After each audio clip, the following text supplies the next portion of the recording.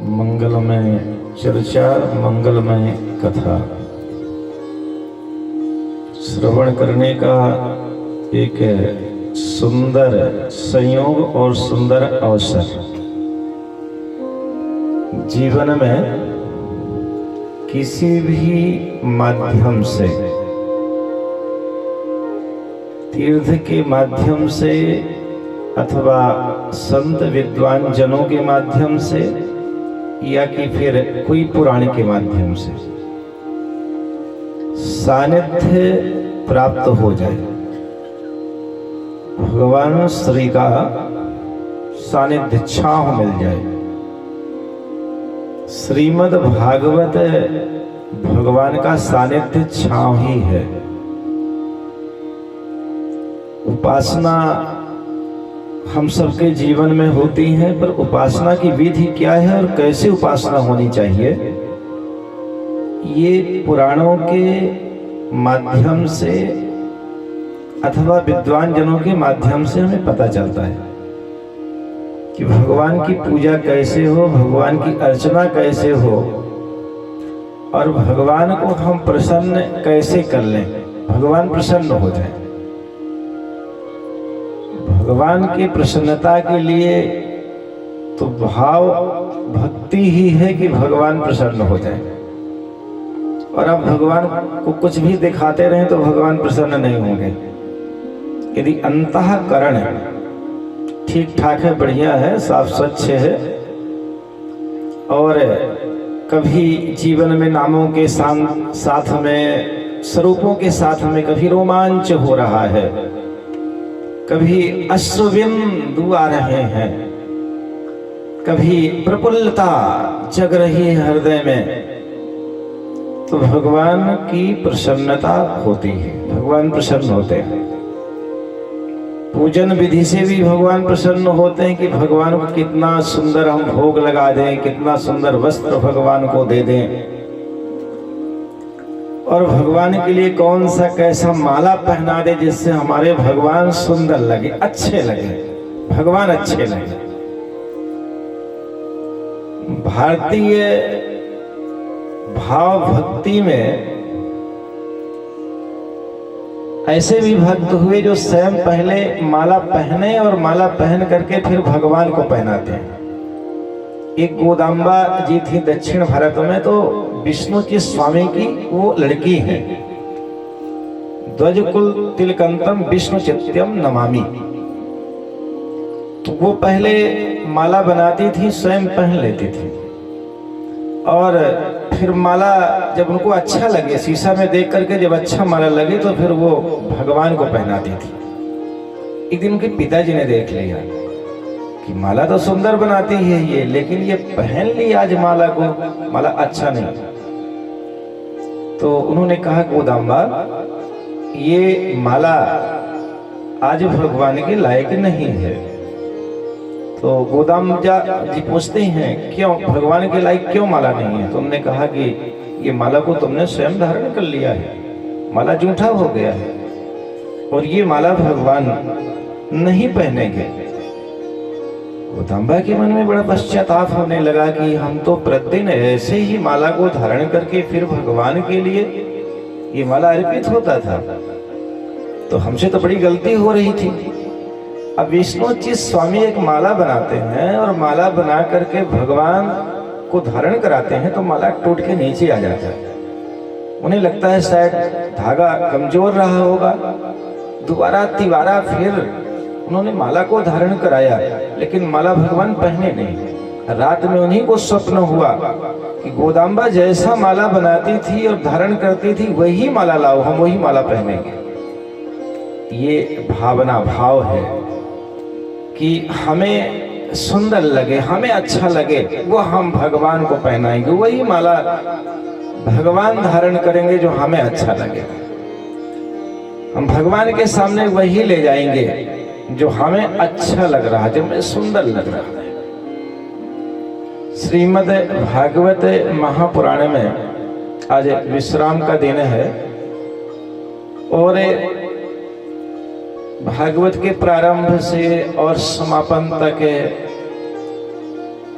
अनेक बड़े बड़े साधक हैं,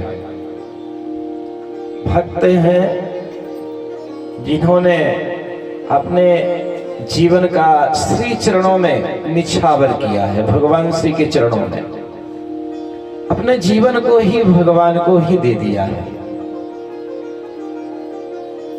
सोते जागते भगवान ही है, जिनका नाम रटन ध्यान चिंतन उपासना से लगा हुआ जीवन है।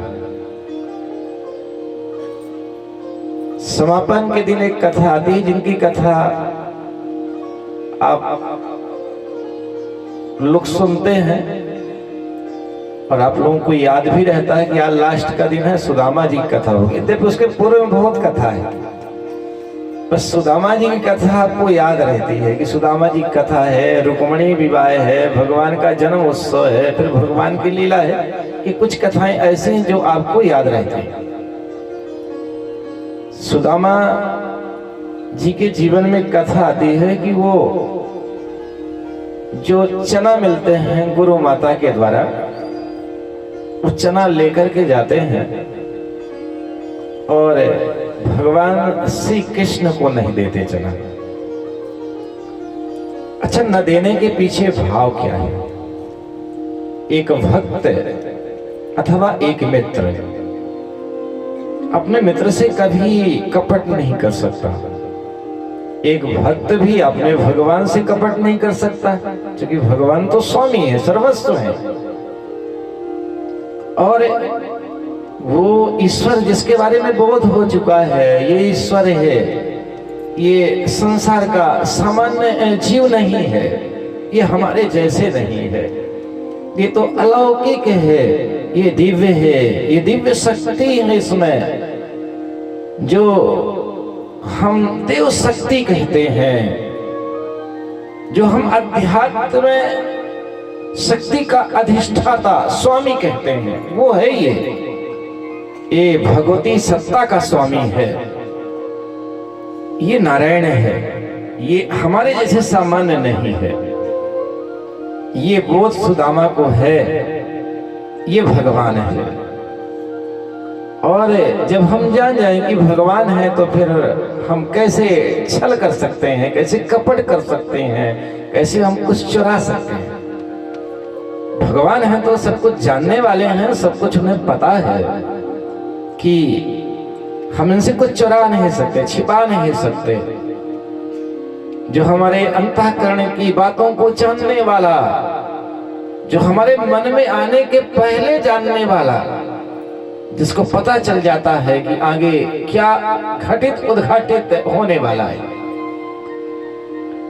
वह ईश्वर से चोरी हो नहीं सकती। कोई पुटली भर चना छुपाया नहीं जा सकता, वो ईश्वर से। फिर ऐसी कथा आती है कि चना भगवान श्री कृष्ण को दिया नहीं सुदामा जी ने। देखो, एक बात यह है कि सुदामा के जीवन में बड़ा सुंदर भाव है।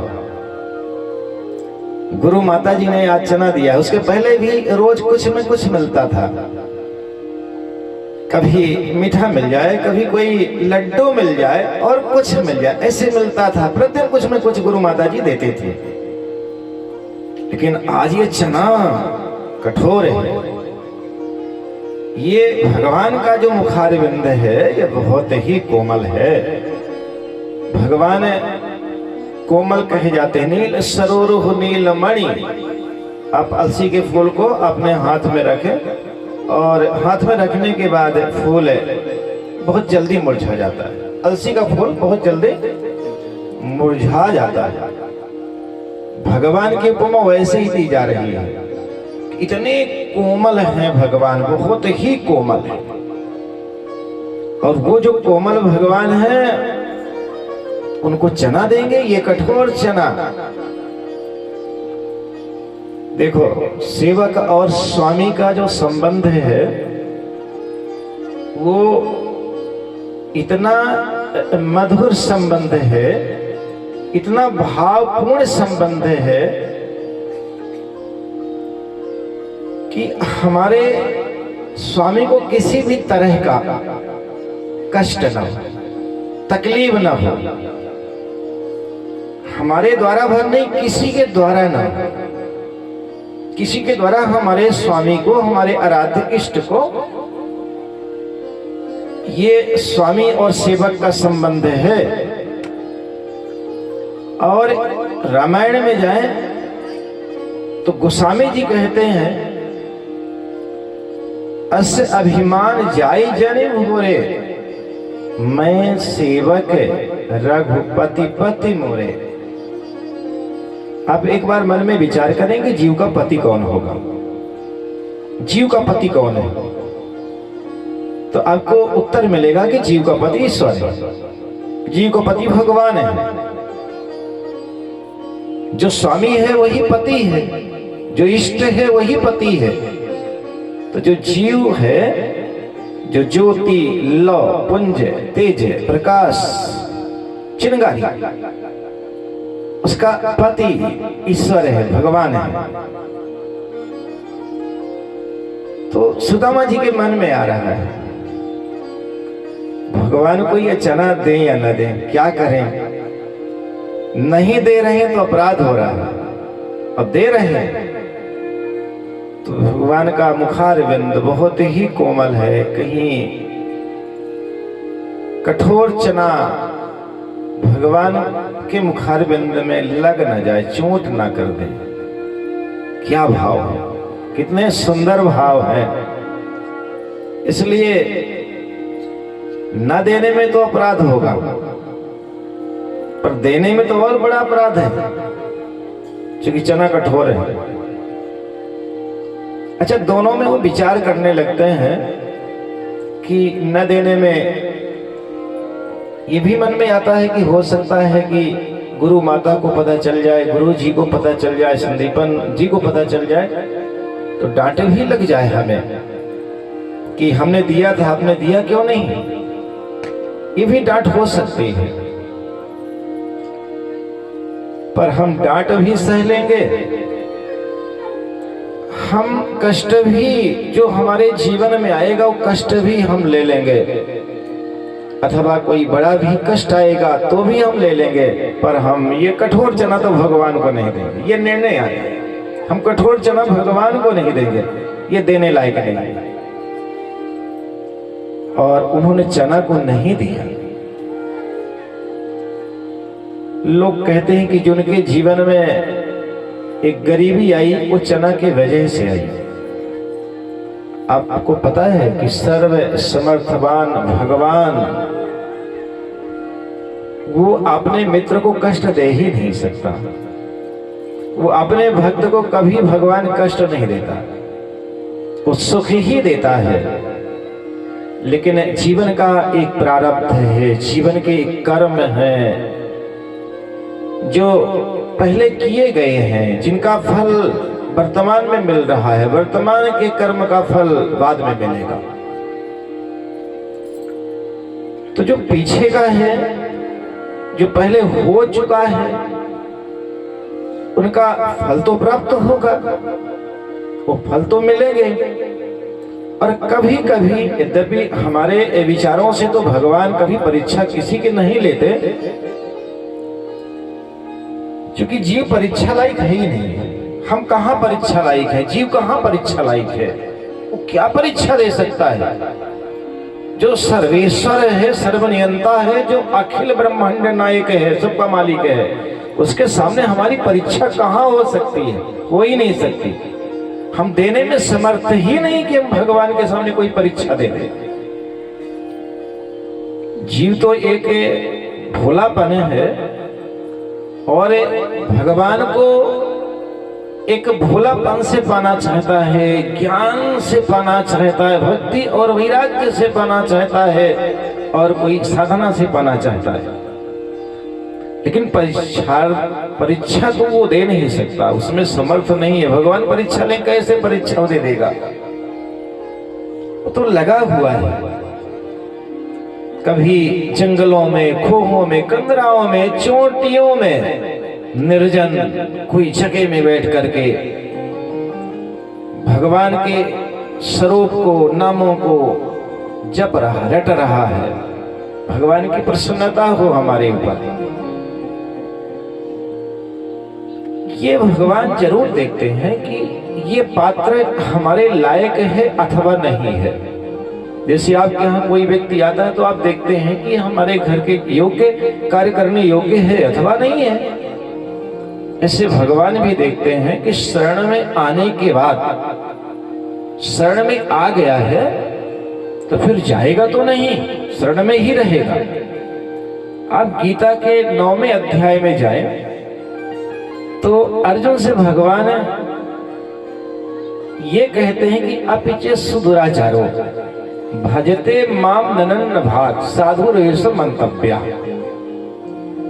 अर्जुन, हम इसे महात्मा की गति, साधु की गति प्रदान करते हैं।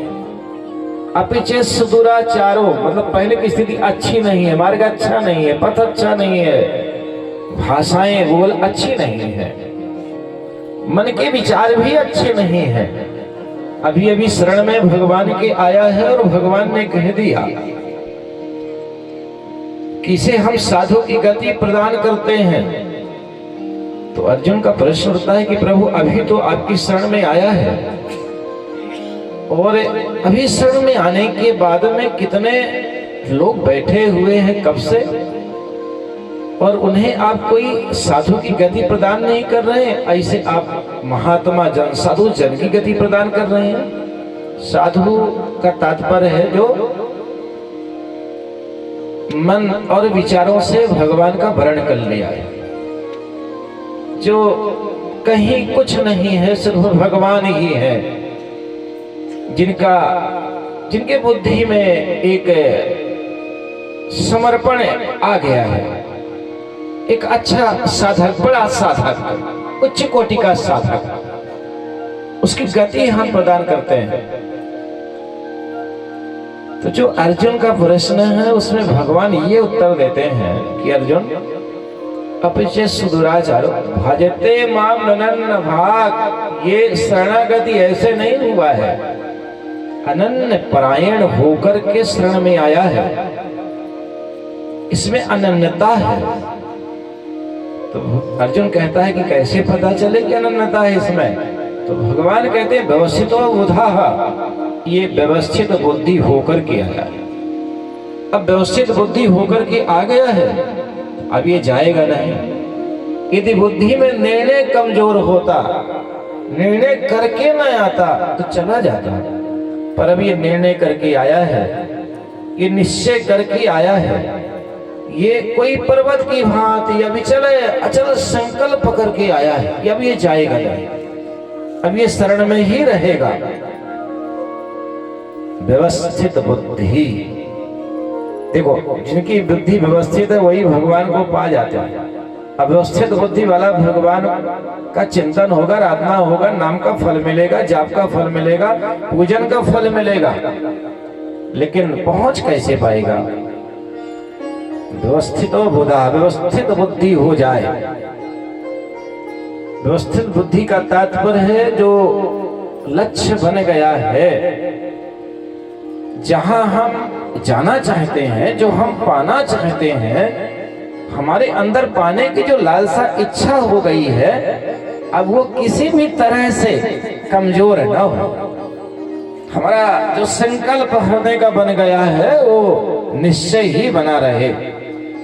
उस संकल्प में कोई बातों के द्वारा, कोई अन्य चीजों के द्वारा, या कोई आकर के कुछ बता रहा है, उनमें भी कहीं ना मन चला जाए, ऐसा संकल्प। देखो कभी कभी ऐसा होता है ना कि जैसे आप सेवा कर रहे हैं, भगवान श्री राम की सेवा कर रहे हैं, भगवान श्री कृष्ण की सेवा कर रहे हैं, और कोई मान लीजिए आ गया, उसने कहा वहां पर ऐसे ऐसे हो रहा है, बड़े सिद्ध हैं, तो आपका मन चला गया, उधर जाने लगे, आप अपने भगवान को थोड़ा सा आप कमजोर मानने लगे।